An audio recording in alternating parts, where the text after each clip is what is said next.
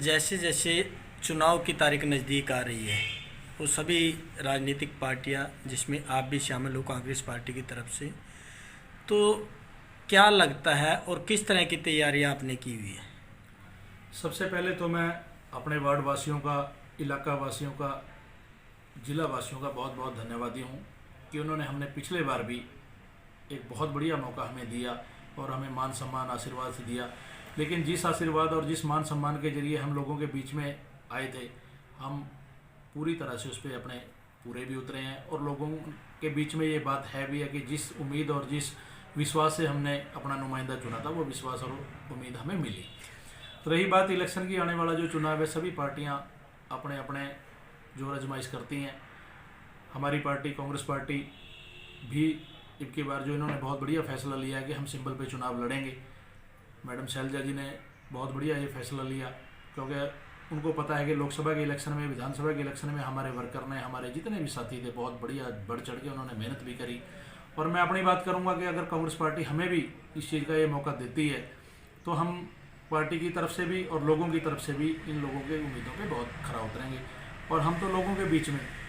अपने किए हुए विकास के कार्य, अपनी विश्वसनीयता और अपने विचार और अपने व्यवहार के प्रति हम लोगों के बीच में जाएंगे।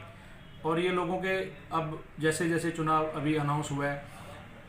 क्योंकि हम लोगों के तो बीच में पिछले 7 साल से है, कई हमें ये बात कहते हैं कि आप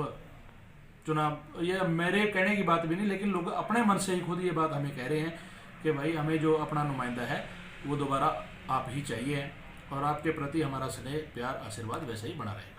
जैसे देखते हैं, आप टाउन एंड कंट्री प्लानर की तरफ से कुछ ऐसे कानून बना दिए गए हैं जो रोड के पास जिस जमींदार की या किसी किसान की ज़मीन है, वहाँ मकान नहीं बना सकते, दुकान नहीं बना सकते। आप उनके बारे में क्या करेंगे? सबसे पहले तो मैं ये बताना चाहूँगा कि ये जो town and country planning department है, ये धक्का डिपार्टमेंट मैं इसको कहूँगा। बहुत से बुद्धिजीवियों को हमारे भी शायद इस बात का ज्ञान ना हो और बहुत से हमारे जो चरे इस लोग, इन जो यहाँ के हमारे जमींदार हैं या जिनकी कोई ज़मीन है, उनको भी इस बारे में नहीं पता कि जहाँ पे म्यूनसिपल कॉरपोरेशन का एरिया है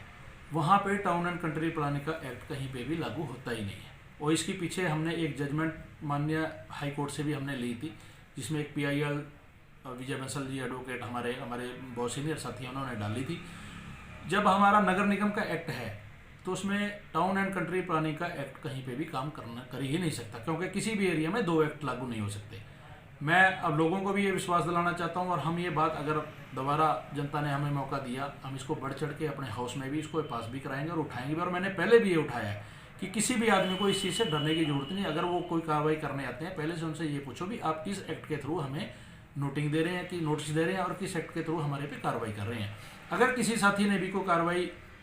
कुछ बनाना है, अपना मकान बनाना है या अपना कुछ बनाना है, उसके लिए नगर निगम एक्ट के अधीन बहुत बढ़िया पॉलिसी है। हमारे बिल्डिंग इंस्पेक्टर से रिपोर्ट करा के, कंसर्न MC से रिपोर्ट करा के आप अपना नक्शा अप्रूवल करा सकते हैं और नगर निगम उसके लिए पाबंद है। कमिश्नर उसके लिए सफिशिएंट अथॉरिटी है कि उसको उसकी परमिशन दे दी जाए।